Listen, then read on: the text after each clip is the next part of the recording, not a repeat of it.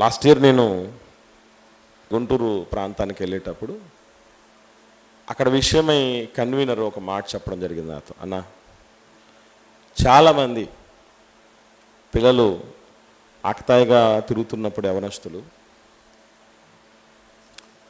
వాళ్ళని ఎన్నోసార్లు వాళ్ళ దగ్గరికి వెళ్ళి వాళ్ళ ఇళ్ళకి వెళ్ళి వాళ్ళ చుట్టూ తిరిగి గ్రౌండ్లో ఆడుకుంటూ ఉంటే గ్రౌండ్కి వెళ్ళిపోయి ఎన్ని చోట్ల వాళ్ళు ఉంటూ ఉంటే అక్కడికంతా వెళ్ళిపోయి దేవుడి గురించి చెప్పి, సేవ గురించి చెప్పి, వాస్తవం గురించి చెప్పి, సువార్త గురించి చెప్పి, యవ్వన కాలంలో ఉన్నటువంటి ప్రమాదాల గురించి చెప్పి, కుటుంబం గురించి, పవిత్ర జీవనం గురించి, అన్నిటి గురించి, ప్రభు గురించి, రక్షణ గురించి అన్నీ చెప్పిన తర్వాత కొన్ని సంవత్సరాలు కష్టపడితే వాళ్ళు ప్రభులోకి వచ్చారు, బాప్తిసం తీసుకున్నారు, చక్కగా ఎదుగుతున్నారు, పాటలు చక్కగా పాడుతున్నారు, పాటలు పాడిన వాళ్ళు, ప్రార్థన చేయటం రాని వాళ్ళు ప్రార్థన చేస్తున్నారు, కష్టపడడం సంఘంలో తెలియని వాళ్ళు కష్టపడుతున్నారు, సంపాదించుకుని వచ్చిన దాంట్లో కూడా ఇంత ఇస్తున్నారు సేవలో, అంత హ్యాపీగా జరుగుతుంది అనుకుంటున్న సమయంలో వాళ్ళకు సడన్గా బయట ప్రాంతాల నుంచి, ఎస్పెషల్లీ బయట దేశాల నుంచి ఆఫర్ వచ్చింది. మంచి ఆకర్షణీయమైనటువంటి ఉద్యోగం, మంచి శాలరీ, మంచి అకామిడేషను, ఇవన్నీ ఉన్నాయనేటువంటి పరిస్థితులు వాళ్లకు తెలియగానే కనీసం నాతో ఒక మాట కూడా చెప్పకుండానే లేదా ఒక విషయం ముచ్చటించకుండానే ఆ పిల్లలు ఇక్కడ ఉన్నటువంటి తల్లిదండ్రుల్ని, ఇక్కడున్న పరిస్థితుల్ని, సొంత ఊరిని, సొంత దేశాన్ని, సొంత సంఘాన్ని, సహవాసాన్ని వదిలిపెట్టి వెళ్ళిపోయారు. ఈ జీవనోపాధి ఎంత భయానకమైందన్నా. కాబట్టి దీనికోసం దేవుణ్ణి వదిలిపెట్టిపోతే ఎలా ఉంటుందో మీరు చెప్పాలి అని. అందుకే దాని కొరకే ఈరోజు ప్రపంచవ్యాప్తంగా జీవనోపాధి కోసం జీవాధిపతిని విడిచిపెట్టే పరిస్థితులు కనబడుతున్నాయి. ఈవెన్ కొన్ని సంఘాల్లో, సహవాసాల్లో కూడా నాకు జీవనోపాధి కలగాలి, మిగతా రోజుల కంటే ఆదివారాల్లో అయితేనే పని కలుగుతుంది కనుక నేను ఆ రోజుల్లో కూడా ఆరాధనకు వెళ్ళలేని పరిస్థితుల్లో ఉండి ఇవి చూసుకోవాలని అనుకునే వాళ్ళు కూడా చాలామంది. ఇక్కడికంటే మెరుగైనటువంటి అవకాశాలు పక్క ఊర్లోనో, పక్క రాష్ట్రంలోనో, పక్క దేశంలోనో పడినా కూడా ముందు వెనక ఆలోచన చేయకుండా వెళ్ళిపోతున్నటువంటి వాళ్ళు ఉన్నారు. బ్రతుకు తెరువు, ఆ జీవనోపాధి, ఆ పొట్ట నింపుకోవటం అన్నది ఎంత ప్రమాదకరమైందనంటే దేవుడు సొలొమోను గారి ద్వారా ఒక మాట చెప్పాడు. నిజంగా మనందరం తెలుసుకోవాల్సినటువంటి సత్యాలు ఏంటంటే, ఒక జీవనోపాధి కోసం, ఒక పొట్టకూటి కోసం, బ్రతుకు తెరువు కోసం ఉన్న ఊరిలో ఉన్న సంఘాన్ని, సహవాసాన్ని, దైవికమైన కుటుంబాన్ని, దేవుడిలో ఉన్నటువంటి ఆ భాగ్యాన్ని వదిలిపెట్టుకొని వెళ్ళటం వల్ల మనం సాధించేదేంటో అన్నటువంటి వాస్తవం, అక్కడే ఉండి మనం ఏం సాధించగలమో, దేవుణ్ణి వదిలిపెట్టకుండా ఉంటే ఏం సాధించగలమో అన్నటువంటి వాస్తవం ఈరోజు ఈ పాటల్లో నేర్చుకోబోతాం. చూద్దాం ఒకసారి ఈ బ్రతుకు తెరువు లేదా ఈ జీవనోపాధి ఏం చేస్తుంది మనసుని అని ఆలోచన చేయగలిగితే ప్రసంగి గ్రంథం 6వ అధ్యాయం 7వ వచనం చూద్దాం ప్రియులారా. ప్రసంగి గ్రంథం 6వ అధ్యాయం 7వ వచనం. మనుషుల ప్రయాసమంతయు వారి నోటికే కదా. మనుషుల ప్రయాసంతా వాళ్ళ నోటికేనట. దాన్నే మనం అన్నాం కోటి కోసం కోటి విద్యలు అని. ఎవరు ఏ ప్రయాసలు పడుతున్నా, ఎవరు తెల్లవారే లేపకపోయినా పనిచేసే టైంకి లేచిపోయి రెడీ అయిపోయి ఆ ప్రదేశంలో పని చేయటానికి ఎందుకు సిద్ధపడిపోతున్నారు? ఏదో ఒకటి చేతనొచ్చినటువంటి చేతి పనులు ఎందుకు చేస్తున్నారు? వృత్తి వ్యాపారాలు ఎందుకు చేస్తున్నారు? ఉద్యోగాలు ఎందుకు చేస్తున్నారు? ఇవన్నీ మనం బాగా ఆలోచన చేయగలిగితే ఆ ప్రయాస వెనక ఒక అంతిమ లక్ష్యం ఉందట. అదేంటి అంటే ఆ నోటి కోసం అట. కానీ చిత్రమైన విషయం దేవుడు చెప్తూ ఏమంటున్నాడంటే, ఇంత ప్రయాసపడుతున్నారే, ఒక వాస్తవం ఏమిటంటే, అయినను వారి మనస్సు సంతుష్టి నొందదు. మరి తింటున్నాం, తిన్న తర్వాత చాలే అని అనిపించేది ఎంతసేపు? మంచి బిర్యానీ తిన్నాం, హ్యాపీ, ఇంకా చాలే ఈ జీవితానికి అనుకుంటావా? ఈ జీవితానికి చాలనుకుంటావా? నో. మళ్ళీ ఆశపడుతుంది, మళ్ళీ తింటాం, మళ్ళీ ఆశపడతాం. సంతుష్టి అందరు. చిత్రంగా మనం చూస్తే ఈరోజు చేసిన టిఫిన్ రేపు తినకూడదు, వెకట అనిపిస్తుంది.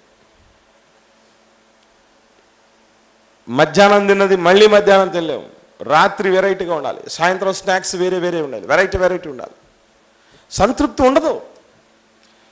ఇక్కడ డిషెస్ తినాలి, అక్కడ డిషెస్ తినాలి. ఫాస్ట్ ఫుడ్ అన్నారు, ఎక్కడిది? Chinese fast food. అంటే చైనా వాళ్ళు తినేది మనం చైనా వాళ్ళేం కాదు, చైనా వాళ్ళం కాకపోయినా మనం తినాలి. గమనించారు? ఇలా సంతుష్టి నొందని తిండి, north Indian dishes, south Indian dishes అని చెప్తూ ఉంటారు. అంటే మన దేశంలో మన రాష్ట్రం తిండి కాకుండా పక్క రాష్ట్రాల తిండి, పక్క దేశాల తిండి తిన్నా కూడా సంతుష్టి నొందదు. ఇలాంటిది పొట్ట చేతుకు పట్టుకొని వచ్చారని చెప్తారే, పొట్ట కొట్టద్దు అని అంటారే, నా నోరు కొట్టద్దు అంటారే. మాట్లాడితే పొట్ట నోరు మాట్లాడుతుంటారు. అంతటిది ఆ జీవనోపాధి, ఆ బ్రతుకు తెరువు. ఈ బ్రతుకు తెరువు కోసమే మనం నిజముగా దేవుడిని, భక్తిని, సహవాసాన్ని, సంఘాన్ని వదిలితే ఎలా ఉంటుందో, అలా వదలకుండా దేవుని పిల్లల్ని అంటిపెట్టుకుని ఉంటే ఎలా ఉంటుందో ఒక్కొక్కటి చక్కగా ఆలోచన చేసే ప్రయత్నం చేద్దాం ప్రియులారా. చరిత్రలో దావీదు గారి కాలంలో జరిగిన ఒక అద్భుతమైన ఇన్సిడెంట్ ఉంది. దాని గురించి మనం ఆలోచన చేద్దాం. ఆ ఇన్సిడెంట్ ఎవరికి సంబంధించిందంటే, దావీదు గారిని తన కుమారుడైనటువంటి అబ్షాలోము తరుముతూ ఉంటాడు. కొడుకుని ఎదిరించలేక కాదు, కన్నపేగ లాంటిది. ఎదురు నిలబడితే దావీదు గారి ముందు ఎంత కొడుకే, కానీ దొంగనా కొడుకు అంటారే, అట్లాంటోడు అబ్షాలోము. ఎదురు నిలవలేకపోయాడు. ఎందుకంటే కన్నపాశంతో, కత్తు బట్టలతో తన చుట్టూ ఉన్న వ్యక్తుల సమూహాన్ని దగ్గర పెట్టుకొని ఏం చెయ్యాలో ఏం తోచక అలా వెళ్ళిపోతూ ఉన్నాడు. నాయకుడే అలా వెళుతూ ఉంటే వెనకలంతా కూడా బిక్కుమంటూ, ఏంటి నీ జీవితం ఏంటి, నీ ప్రాశస్త్యం ఏంటి, నీ వైభవం ఏంటయ్యా, నీ పరాక్రమం ఏంటి, ఈ పరిస్థితుల్లో నువ్వు చేస్తున్న పని ఏంటి అని. ఇదంతా వాడు ఆ అబ్షాలోము గారు చేసిన పని అని అనుకుంటూ మనసులో బాధపడుతూ, పెద్దయిన ఒక్క మాట అంటే, ఒక్క మాట చెబితే వాడు ఉంటాడు అసలు? దుర్మార్గుడు ఇలాంటి వాడు ఉండడం కంటే తీసేయటం మంచిది కదా. కానీ ఎందుకో పెద్దయిన కొడుకు కదా ఎంతైనా అన్న రకరకాలుగా ఆలోచన చేస్తూ బాధపడుతూ దావీదు గారు వెంట వెళ్ళిపోతున్నారు. కాలి క్రింద చెప్పులు కూడా లేకుండా పోతున్నాడు దావీదు గారు. ఆ టైంలో ఒక వ్యక్తి దావీదు గారు వెంట వస్తున్నాడు. వస్తూ ఉంటే దావీదు గారు అంటారు, నా దగ్గర ఏముందని వచ్చిస్తున్నావయ్యా నా దగ్గర, నాతో పాటు నువ్వు. ఆ వ్యక్తి ఎవరో తెలుసా? ఒకసారి చూద్దాం. చరిత్రలో జరిగిన ఒక అద్భుతమైన సంఘటన. సమూయేలు 2వ గ్రంథం 15వ అధ్యాయం. సమూయేలు 2వ గ్రంథం 15వ అధ్యాయం 12వ వచనం నుండి చూద్దాం. 12వ వచనం నుండి నేను చదువుతాను. ఇక్కడ బలి అర్పించాలని ఉండి అబ్షాలోము ఏం చేయటం జరిగింది అని అంటే, ఆ గీలోనీయుడైన అహీతోపెలు అను దావీదు యొక్క మంత్రిని గీలో అను అతని ఊరు నుండి పిలిపించి ఉండాడు. అబ్షాలోము దగ్గరికి వచ్చిన జనము మరి ఎక్కువ చేత కుట్ర బహుబలమైన కుట్ర మొదలుపెట్టడం జరిగింది. ఇశ్రాయేలు అబ్షాలోము పక్షం వహించరని దావీదుకు వర్తమానం వచ్చింది.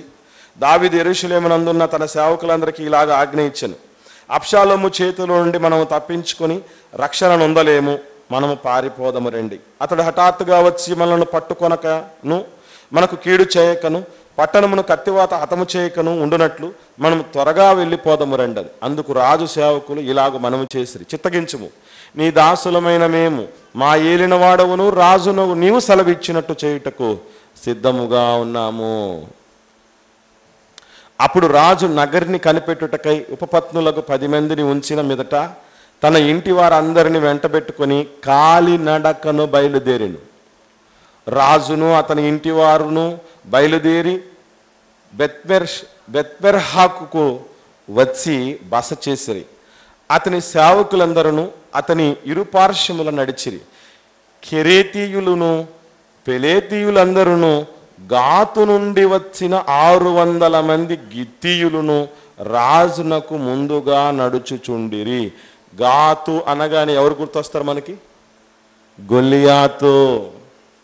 గాతువాడైన గొల్లియాతు. గొల్లియాతు గాతువాడే కాదు. కిందికి వస్తే ఒక విషయం తెలుస్తుంది, చూద్దాం. 19వ వచనం, రాజు గిత్తీయుడగు ఇత్తయిని అన్నాడు. గిత్తీయుడగు ఇత్తయ్యట. అసలు ఈ గిత్తీయుడు అంటే గిత్తీయుడు మరొక వ్యక్తి ఎవరో తెలుసా? గొల్లియాతు గాతువాడే కాదు, గిత్తీయుడు కూడా. ఈ విషయం మనం ఎక్కడ అర్థం చేసుకోగలం అంటే ఒకసారి 21వ అధ్యాయం చూద్దాం. 21వ అధ్యాయం 19వ వచనం చూడండి. గిత్తీయుడు ఎవరో అక్కడ చెప్తూ ఉండబడడం జరిగింది చూడండి. సమూయేలు 2వ గ్రంథం 21వ అధ్యాయం 19వ వచనంలో, తర్వాత గోబు దగ్గర ఫిలిష్తీయులతో ఇంకొకసారి యుద్ధము జరగగా అక్కడ బెత్లెహేమీయుడైన యోరేగీము కుమారుడగు ఎల్హానాకు గిత్తీయుడైన గొల్లియాతు అన్నాడు చూడండి. అంటే ఈ ఇత్తయి ఉన్నాడు చూసారా, గిత్తీయుడైన ఇత్తయి ఎక్కడివాడు? గొల్లియాతు సంబంధించినటువంటి వ్యక్తి, గాతుకు సంబంధించినటువంటి వ్యక్తి, ఫిలిస్తీయుడు. అది ఒక ఫిలిస్తీయుడు. వాస్తవంగా ఇశ్రాయేలులకు ఫిలిస్తీయులకు ఆగర్భ శత్రుత్వం. ప్రారంభం నుండి బాల్యము నుండి ఇశ్రాయేలీలను ఎట్లా మట్టి గరిపించాలి అన్న ఉద్దేశంతో ఫిలిస్తీయులందరూ వాళ్ళలో ఒక వ్యక్తిని ఎన్నుకొని అతన్ని బాల్యము నుండి యుద్ధాభ్యాసం చేయించి అన్ని విధాలుగా సిద్ధపరిచి ఇశ్రాయేలీల మధ్యకు పంపడం జరిగింది. అది ఇశ్రాయేలులకు ఫిలిస్తీయులకు ఉన్న శత్రుత్వం. కానీ దావీదు గారి దగ్గర ఎంతమంది వచ్చేసారట, ఆయనతో ముందుకు రావటం జరిగిందంటే ఎంతమంది మనం చూసాం మనం? ఆ గాతు వాళ్ళు 600 మంది గిత్తీయులు అన్నారు చూడండి 18వ వచనంలో. 600 మంది గిత్తీయులు ఉన్నారట. ఆ 600 మందికి నాయకుడిగా ఉన్నటువంటి వ్యక్తి ఇత్తయి.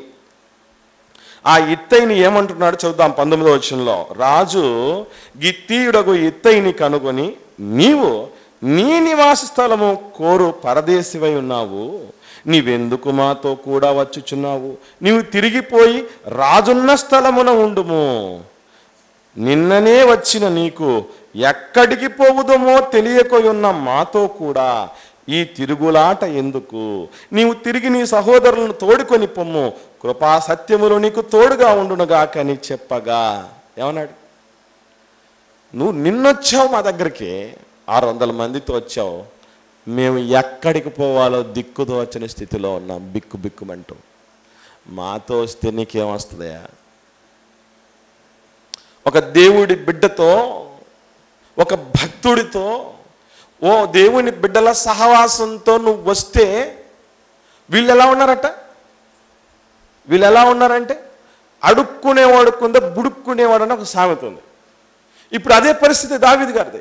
ఎక్కడికి వెళ్ళాలో తెలియని పరిస్థితుల్లో ఉంటే 600 మంది సమూహంతో ధైర్యంగా ఒక వ్యక్తి వస్తున్నాడంటే మనం ఏం అర్థం చేసుకోవాలి? అతడు భక్తి అంటే తెలియదే, దేవుడు నడిపింపు అంటే ఎరుగని వాడే, దేవుని పిల్లలతో ఉంటే ఎటువంటి ఆశీర్వాదమో అనేటువంటి విషయం తెలియనటువంటి వ్యక్తి కదా, నిరీక్షణ లేని అన్యజనుడు కాదు. మరి అటువంటి వ్యక్తి దేవుని బిడ్డగా ఉన్నటువంటి దావీదు గారి సమూహంతో వాళ్ళు ఎట్టుపోవాలో వాళ్ళకే తెలియదు, వాళ్ళకే దిక్కు లేదు. ఇక్కడ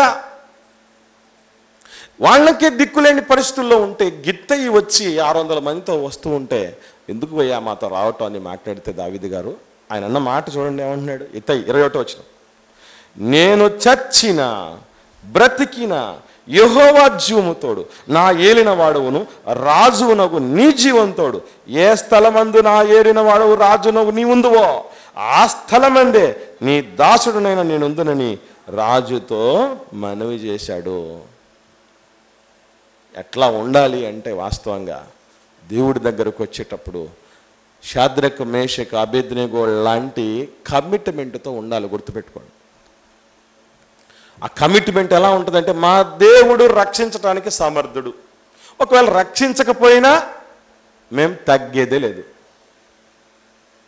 నువ్వు మహా అంటే అగ్నిగుణంలో వేసేసుకో, కాలిపోవడానికైనా రెడీ, కానీ మా విశ్వాసం కాలేదు కాదు.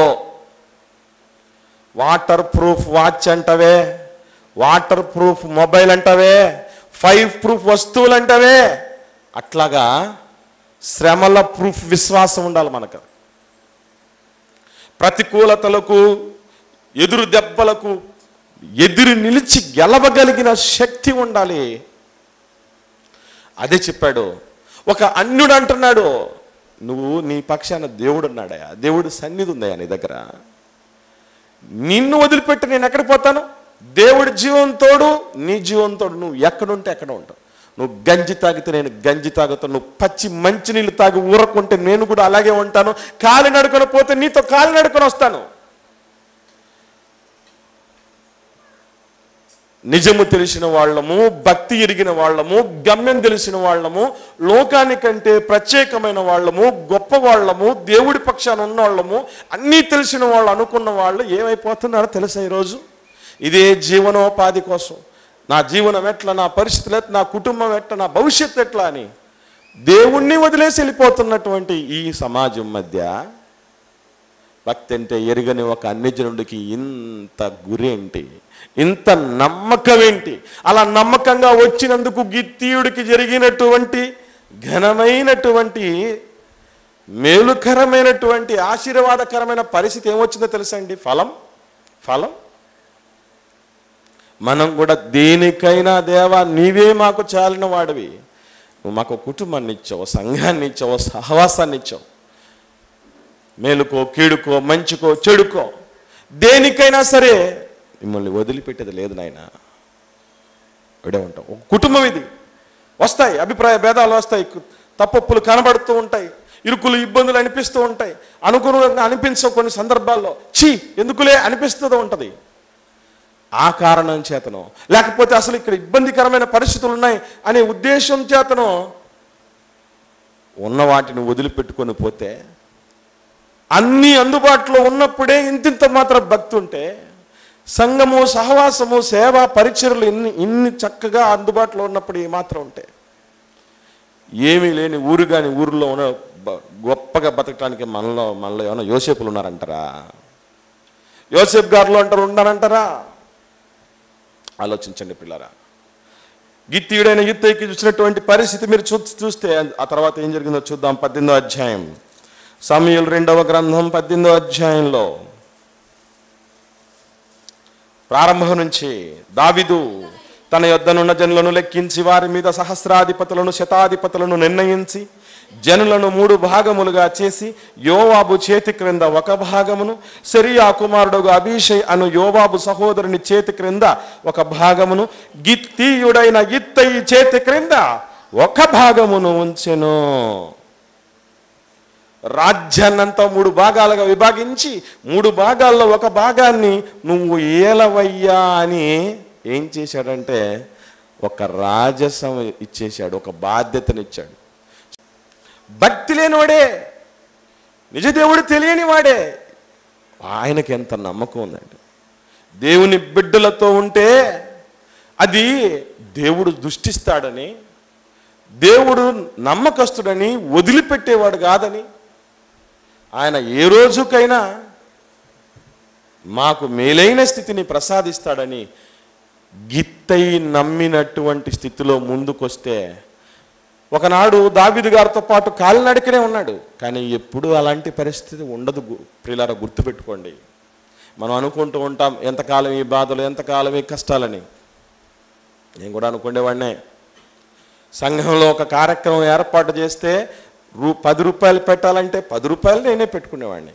కార్యక్రమం ఏదన్నా చేయాలంటే అంతా నా మీదే వేసుకునే పరిస్థితులు ఉండి ఎంతకాలం నాయనా అని అనుకునేవాడిని. ఈరోజు పరిస్థితి ఏంటి తెలుసా? నా చేతి నుంచి 10, 20 పడి మిగిలిందంతా సంఘమే చూసుకునేంత స్థితికి వచ్చింది. చీకట్లు ఎంతో కాలం ఉండవు, కష్టాలు ఎంతో కాలం ఉండవు, బాధలు ప్రతికూలతలు ఎంతో కాలం ఉండవు. చీకటి ఉంది, అది కమ్ముకుంది అనుకునే లోపే చీకట్లను చీల్చుకుంటూ తూర్పున సూర్యుడు ఉదయిస్తాడు. ఎందుకనంటే నీ కష్టం ఎంతో కాలం ఉండదని చెప్పటానికి అది రుజువు. అది రుజువు ప్రియులారా. కాబట్టి అదిగో దేవుని నమ్మి, దేవుని ప్రజలను నమ్మి అన్నిటినీ పక్కన పెట్టి సొంత వాళ్ళని వదిలిపెట్టేసి, తన దగ్గర చిన్నోడు కాదు, మళ్ళీ 600 మంది పరివారం ఉన్నటువంటి వాడు. నా దగ్గర కూడా లేడు అంతమంది. 600 మంది ఉన్నారు. గిత్త ఏది చెబితే అది వినేయడానికి. అంత గొప్ప నాయకుడిగా ఉన్నవాడు తన సొంత ఊరిని వదిలిపెట్టేశాడు, సొంత జీవనోపాధిని వదిలిపెట్టేశాడు, దేవుని పిల్లలతో వచ్చేశాడు. చెడిపోయాడా? పడిపోయాడా? నాశనం అయిపోయాడా? నష్టపోయాడా? దావీదు గారి రాజ్యమంతటిలో 3వ భాగం మీదకి అధిపతి అయిపోయాడే. రాజు తర్వాత అంతటి స్థానంలోనికి వెళ్ళాడే. ఒక అన్యజనుడు మనకేం నేర్పిస్తున్నాడంటే, ఒక జీవనోపాధి కోసం అంతటిని వదిలిపెట్టే పరిస్థితులకు వెళ్ళొద్దు అని నేర్పిస్తున్నాడు. ఇది మనం గుర్తుపెట్టుకోవాలి. తర్వాత చరిత్రలో జరిగిన మరొక సంఘటన ఉంది. అది ఎలాంటిదంటే, మోయాబీయురాలు రూతమ్మ. మనకు తెలుసు మోయాబీలు ఎంత భయంకరమైనటువంటి పరిస్థితుల్లో ఉన్నాడంటే, దేవుడు అంటాడు 4వ తరం వాడైనా నా సన్నిధిలోనికి రాకూడదన్నాడు. వాళ్ళందరూ వాళ్ళ దేవతల తట్టు మిమ్మల్ని తిప్పేస్తారు, మీ మనసుల్ని వాళ్ళ పెళ్లి చేసుకోవద్దు, వాళ్ళతో వియ్యమందద్దు, మీ పిల్లల్ని వాళ్ళకి ఇవ్వద్దు, వాళ్ళ పిల్లల్ని మీరు చేసుకోవద్దని గట్టిగా ఆంక్షలు జారీ చేసినటువంటి వాడు. అటువంటి గంజాయి వనములో నుంచి ఒక తులసి మొక్కలాగా రూతమ్మ ఉన్నది. రూతమ్మ పరిస్థితి మనం గమనించగలిగితే, అసలు భర్త ఉండగానే కూడా అత్తమామలతో కలిసి ఉండలేని కోడళ్ళున్న ఏటి ప్రపంచంలో, భర్త చనిపోయి ఉన్నాడు, మామయ్య చనిపోయాడు, అత్త ఒకరు తీసుకొచ్చి పెడితే తప్ప తినలేని స్థితిలో ఉంది. ఆ టైంలో అమ్మా మీరు వెళ్ళండి మీ అమ్మగారి ఇంటికి, అక్కడ మీకు వయసు ఉంది కాబట్టి మీ నచ్చినటువంటి వాళ్ళని పెళ్లి చేసుకొని సంతోషంగా ఉండండి, ఈ వృద్ధాప్యంలో నేను పిల్లల్ని కానీ మీకు ఇవ్వలేనమ్మా అని అంటే, నువ్వు అలా అనద్దమ్మా, నేను నిన్ను వదిలిపెట్టిపోను, నువ్వు ఎక్కడ పాతి పెట్టబడతావో అక్కడనే ఉంటా, నీ దేవుడే నా దేవుడు, నీ జనమే నా జనం. వదిలిపెట్టలా దేవుడి జనాన్ని. ఓ చిత్రం ఏం చెప్పమంటారా? రూతమ్మ భక్తి ఎంత గొప్పదంటే, వాళ్ళ అత్త నయోమి కంటే గొప్పది. నయోమి గారి కంటే గొప్ప భక్తి ఆమెలో. ఎందుకనంటే, నేను సమృద్ధి గలదానిగా ఇక్కడికి వచ్చాను, నన్ను రిక్తహస్తాలతో దేవుడు పంపించేశాడు అంటది నయోమి తల్లి. ఎవరైనా ప్రపంచంలో సమృద్ధిలో నుంచి కరువులోకి వస్తారండి? కరువు వచ్చింది కనుక వచ్చేసారు ఇక్కడికని ఉంది ప్రారంభంలో. మీరు చూస్తే రూతు గ్రంథంలో వాళ్ళున్న ప్రదేశంలో కరువు వచ్చింది కనుక అక్కడికి వచ్చేసారు మోయాబీల ప్రాంతానికి అని క్లారిటీగా రాస్తే, నేను సమృద్ధి గలదానిగా వచ్చాను, దేవుడు నన్ను ఒట్టి చేతులతో ఇక్కడికి పంపించేశాడు. ఈ మాట ఎప్పుడన్నా రూతమ్మనిందా? దేవుడు నాకెంత అన్యాయం చేశాడు, వయసులో ఉండగానే నా భర్తను నాకు దూరం చేశాడు, సరే మా అత్తమామలు చూసుకుంటూ ఉంటామనుకుంటే మామయ్యను కూడా తీసేశాడు, అత్తకు వృద్ధాప్యం వచ్చేసింది, ఒకరు తెచ్చి పెడితే కానీ తినలేని పరిస్థితిలో ఉంది, పక్కనే తోడికోడలు ఉంది కానీ మరొక భర్త, ఆమె భర్త కూడా చనిపోయాడు. 3 మగ దిక్కులు పోయి 3 దిక్కులేని స్థితిలో ఆడబిడ్డలు మిగిలిపోయారండి. అందులో ఒక బిడ్డ వెళ్ళిపోయింది, ఇంకిద్దరే మిగిలిపోయారు. ఆ టైంలో కూడా వదిలిపెట్టి వెళ్ళనందుకు, నా జీవితం నేను చూసుకుంటే సరిపోద్దులే, ఈ ముసలిది పరిస్థితి ఏముంది, 2 రోజుల్లో పుట్టకమంటుంది, నా భౌతికత నేను చూసుకుంటానని ఆలోచన చేసి ఉంటే రూతమ్మ గారి జీవితం మరో విధంగా ఉండేది. ఎప్పుడైతే దేవుని సన్నిధి, దేవుడి పిల్లలను వదిలిపెట్టకూడదు అని అనుకుని ముందుకు సాగిందో రూతమ్మను దేవుడు దృష్టించాడు. ఇశ్రాయేలీల దేవుడైన యెహోవా రెక్కల క్రిందికి సురక్షితంగా ఉండడానికి నీకు వచ్చాడమ్మా. నువ్వు వచ్చావు రూతమ్మా, దేవుడు నీకు శాశ్వతమైన బహుమానం ఇస్తాడు. దేవా నువ్వే ఏమైనా సరే. మన సంఘస్థుల పిల్లలు కొందరు వెళ్ళారు, ఇట్లనే జీవనోపాధి కోసం వెళ్ళినటువంటి పరిస్థితి. ఫ్యామిలీలంతా ఇక్కడ పెట్టి ఒకడే బిడ్డ ఉన్నాడు కొంతకాలం. ఎంతకాలం అని ఉంటావు, నేను కూడా మీ దగ్గరకు వచ్చేస్తామని ఫ్యామిలీ అంతా వెళ్ళిపోయింది. 2వ రోజుకి మొత్తం చాప చుట్టేసుకుని వచ్చారు, ఉండలేవు ఇక్కడ అని. అంటే కొన్ని వాళ్ళ దగ్గరికి వచ్చినా కూడా మనస్సాక్షిని చంపేసుకుని ఉంటారండి, తెలుసా మీకు? దానికంటే ఈ బిడ్డలు చాలా మేలు. ఎట్లా బుద్ధి తెచ్చుకుని వెంటనే అన్నా రిటర్న్ అయిపోయి రావటం జరిగింది. సో ఇక్కడ మీరు ఏమి అర్థం కావతాలంటే, ఈ ప్రపంచం ఎంత గొప్పది, అయినా పోషిస్తున్నది ఎంతమందిని, నిన్ను నన్ను పోషించాలంటే పెద్ద మ్యాటర్ కదా ఆయనకి. ఎక్కడ మనకు క్షేమం అంటే, నీటి వాగులు ఎక్కడుంటాయో అక్కడ దుప్పి ఉండటం క్షేమం. నీటి వాగులు ఎక్కడుంటాయో అక్కడ దుప్పి ఉండటం క్షేమం. అలాగే దేవుని బిడ్డల సన్నిధి సమూహం ఎక్కడ ఉంటుందో అక్కడ ఉండటం, దేవుని కుటుంబం ఎక్కడ ఉంటుందో అక్కడ ఉండటం క్షేమం. అది మంచిది. ఒకవేళ మనం దూరంగా వెళుతున్నామంటే అప్పుడు గుర్తుపెట్టుకోవాల్సిన విషయం ఏంటంటే, ఎలా ఉన్నా కూడా, ఎటువంటి పరిస్థితులు ఉన్నా కూడా నేను యోసేపు గారిలా ఉండగలనన్న ధైర్యం నీకుందా, అప్పుడెళ్ళు. అంతవరకు అటువంటి ఆలోచన చేయకూడదు ప్రియులరా. రూతమ్మ చెడిపోయిందేం కాదు. ప్రపంచాన్ని తిరగరాసి శాసించగలిగి పాదాక్రాంతం చేసుకోగలిగినటువంటి లోకరక్షకుడు యేసుక్రీస్తు పుట్టినటువంటి వంశములో వంశీకురాలైపోయింది. దేవుడు చూస్తూ ఉంటాడు. దేవుడు ప్రతి విషయాన్ని లెక్క కడుతూ ఉంటాడు. ప్రతి దానికి దేవుడు దగ్గర జీతం ఉంది మరొకండి. అన్ని జీవితాలను చూసి తగు రీతిన దేవుడు తగిన సమయం అందు హెచ్చించే రోజు వస్తుంది. అది ఎప్పుడు మనం మరవకూడదు. నమ్మి వచ్చినందుకు ఒక గిత్తీయుడికి ఏమీ జరగలేదే, ఒక రూతమ్మకి ఏం జరగలేదే. అప్పుడప్పుడు కొందరు నా దగ్గరికి పిల్లలు వచ్చి ఏమంటారంటే, అన్నా ఇంకేం మాట్లాడరు అన్నమాట, ఏం చేద్దాం, ఇట్లుంది నా పరిస్థితి, ఏమన్నా ఆలోచన చెప్పండి, వాక్యపరంగా ఏది మంచిది అనిపిస్తే అది చేస్తానని ఇవేనేం అడగరు. నా మేము కువైట్ పోవాలనుకుంటున్నాం, ప్రార్థన చేయండి. శృతి కూడా ఒకసారి ఏర్పాటు చేశారు కువైట్ పోవాలని. వాక్యం ఏం చెప్పాను తెలుసా? యాకోబు రాసిన పత్రిక 4వ అధ్యాయం 13వ వచనం చెప్పా. 13, 14 వచనాలు. నేడైనను రేపైనను ఒకనొక పట్టణమునకు వెళ్ళి వ్యాపారము చేసి లాభము సంపాదించుకొందము రండని చెప్పుకొని వారలారా, మీ జీవం ఏ పాటిది, పోతారేమో జాగ్రత్త అని చెప్పా. దేమా గురించి మాట్లాడుతూ పౌలు గారు చెప్పిన మాట ఏంటి? తిమోతితో మాట్లాడుతూ, తిమోతికి రాసిన 2వ పత్రిక 4వ అధ్యాయం 10వ వచనంలో, దేమా, తిమోతి గారికి రాసిన 2వ పత్రిక 4వ అధ్యాయం 10వ వచనంలో, దేమా ఇహలోకాన్ని స్నేహించి ఆ జీవనోపాధి కోసం వదిలి వెళ్ళిపోయాడు. అన్నిటినీ చాప చుట్టేస్తారు, మొత్తం క్లోజ్. ఇంక సహవాసం అనేది, ఆరాధన అనేది, పరిచర్య అనేది, సేవ అనేది, ప్రార్థన అనేది, బైబిల్ అనేది ఏమడదు. ఇక ఇక్కడ డాలర్లు వస్తాయి, ఇక్కడ కాసుల వర్షం కురుస్తుంది. మన దగ్గర ఉంటే, ఊర్లో ఉంటే మనకెక్కడరా విలువ, మనకెక్కడరా సంపాదన, ఇది మేలు కదూ అనే పరిస్థితి పిల్లరా. వెళ్ళిపోయాడు. ఒకనాడు పౌలు గారితోనే కలిసి ఉన్నాడు, కలిసి సేవ చేశాడు, పరిచర్య చేశాడు, ఎన్నో ఆత్మలు రక్షించాడు, అన్నీ చేశాడు. దేమా కూడా మీకు వందనాలు చెప్తున్నాడు అని చెప్తాడు. కొలసీలకు రాసిన పత్రిక 4వ అధ్యాయం 14వ వచనంలో, దేమా మీకు వందనాలు చెప్తున్నాడు అని. కలిసి వందనాలు చెప్తూ ఉన్నటువంటి సేవలో సహకారిగా ఉన్నటువంటి వ్యక్తి అంటే గుర్తుపెట్టుకోండి, దేవుళ్ళో ఉన్నోళ్ళనైనా ఈ లోకం ఆకర్షిస్తుంది.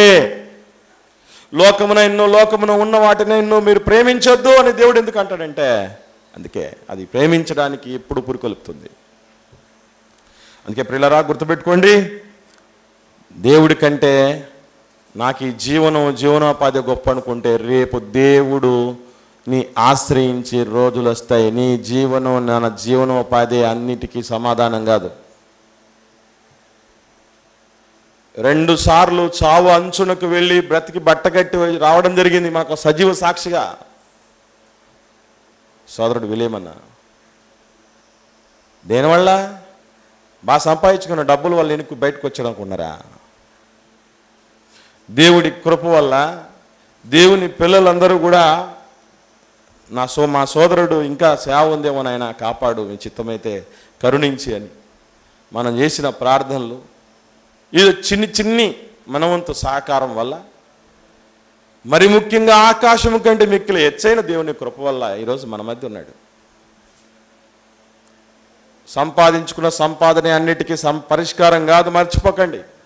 దానికోసం దేవుణ్ణి వదిలిపెట్టే దుస్థితికి వెళ్ళకండి, మంచిది కాదు అది ప్రియులారా.